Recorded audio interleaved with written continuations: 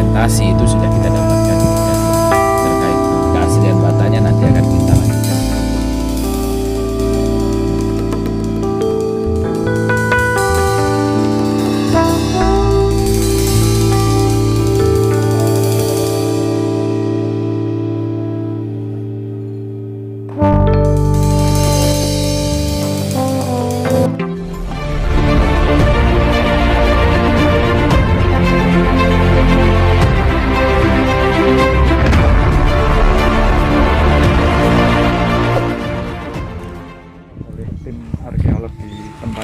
Di antaranya apa saja itu, Mas?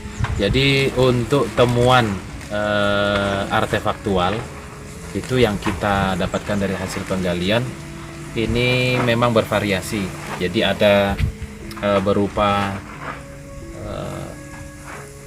bagian dari struktur, yaitu ada ukel atau bagian dari atap ya kita sebut. Ada ukel, ada beberapa fragmen genteng. Terus ada juga temuan porselin atau keramik, tapi jumlahnya sangat sedikit. Lalu ada temuan logam yang tahun 2019 masih kita ikutkan karena masih dalam satu rangkaian kegiatan, yaitu gada, tapi dimensinya sangat kecil, jadi kurang lebih hanya sekitar 15 cm dengan bahan perunggu. Konteksnya masih belum bisa kita interpretasi apakah dia memang bagian dari bangunan utama ini atau dia sengaja didatangkan atau dibawa dalam rangka untuk ritual dan lain-lain, karena konteks temuan logam memang masih belum ada kecuali itu. Lalu ada koin atau uang kepeng yang Cina yang tengahnya bolong. Lalu beberapa fragmen gerabah, yaitu wadah seperti mangkok, pedupaan, terus semacam pot atau pasmina dan lain-lain. Juga beberapa fragmen dari batu andesit yang kita duga dia itu bagian dari arca yang merupakan tokoh yang ada di stela atau di watu ombonya. Nah, ini yang masih kita kumpulkan untuk kita interpretasi. Mungkin di minggu ke-5 nanti ekskavasinya kita baru bisa, karena beberapa fragmen batu itu sudah kita klasifikasi berdasarkan temuan reliefnya. Jadi yang kosong atau batuan isi di tengahnya itu kita pisahkan, lalu ada yang relief juga kita pisahkan, nanti interpretasinya kepada tokoh. Nah, apakah dia menjadi satu tokoh, satu kesatuan, atau menjadi tokoh yang lain, nanti kita interpretasikan di minggu ke-5 kurang lebih. Jadi temuan artefaktual yang berhasil kita dapatkan dari hasil ekskavasi kurang lebih ada 5 klasifikasi itu, yaitu bagian dari fragmen dari gerabah, terus fragmen dari batu andesit yang merupakan mungkin penyusun dari arca. Lalu ada temuan dari logam berupa uang atau koin dan juga gada itu.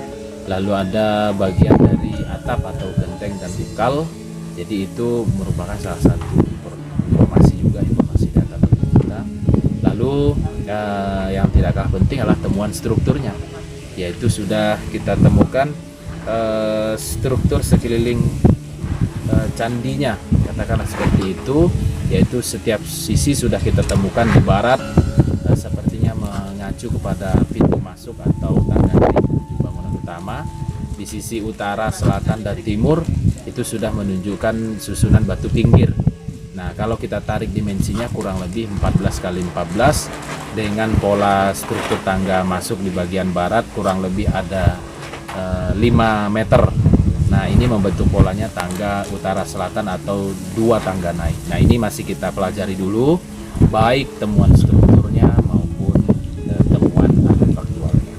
Kalau dilihat dari kondisinya ini, ya, diperkirakan tinggal berapa persen dari struktur aslinya ini, Bang? Oke, kalau dari temuan struktur ya, terus terang kami belum bisa memprosentasi, karena data terkait bangunan atau candi di Bre Kahuripan ini aslinya seperti apa kita belum punya data lengkap.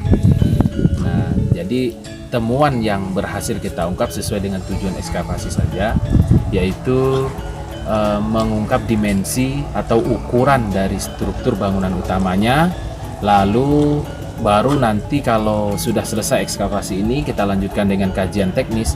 Itu mungkin nanti kami baru lebih banyak bermain pada pengumpulan data terkait bentuk asli.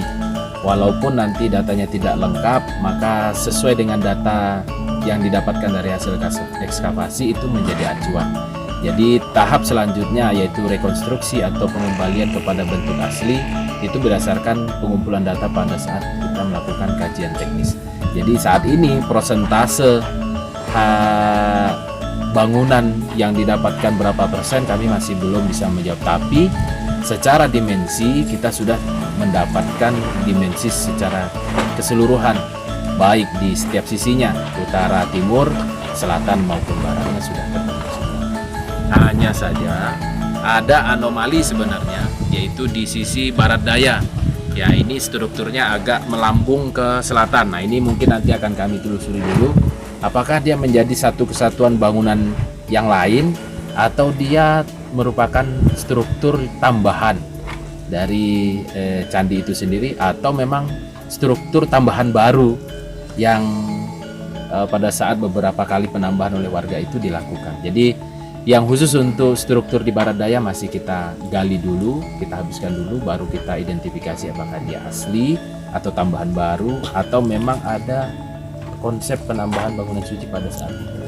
Kalau yang di tengah ada struktur yang dari batu bata, apa ini bagian juga dari? Oke, yang di tengah ya, terutama yang di dekat tangga ini, nah sampai ke membentuk dinding sisi barat, ini untuk sementara kita porsikan dulu sebagai susunan atau tatanan batu yang asli, karena kita melihat dari klasifikasi atau bentuk dari batanya itu merupakan bata yang memang ciri khas dari Majapahitan. Nah, terus pola susunannya itu memang kalau dilihat ada indikasi dia tidak memakai lepa atau spesies semen. Nah, hanya saja yang perlu kami teliti lebih jauh adalah antara bata satu dengan bata lainnya ini space-nya lumayan agak renggang sebenarnya. Nah, yang sebagaimana kita ketahui pada masa atau pada era Majapahit itu kan sistem penyusunan batanya dengan kosot atau tidak ada space sama sekali. Nah, ini masih ada. Apakah dia memang dibangun pada masa itu atau memang dia menjadi susunan struktur yang memang belum ditampakkan, yaitu masih bagian dalam, atau dia memang sudah mengalami perbaikan. Jadi kita masih belum bisa membongkar ini, karena yang kita kejar awal ini adalah dimensi nanti terkait susunan bata yang ada khususnya di sisi barat ini yang sangat banyak. Itu nanti akan kita lanjutkan pada kajian teknisnya.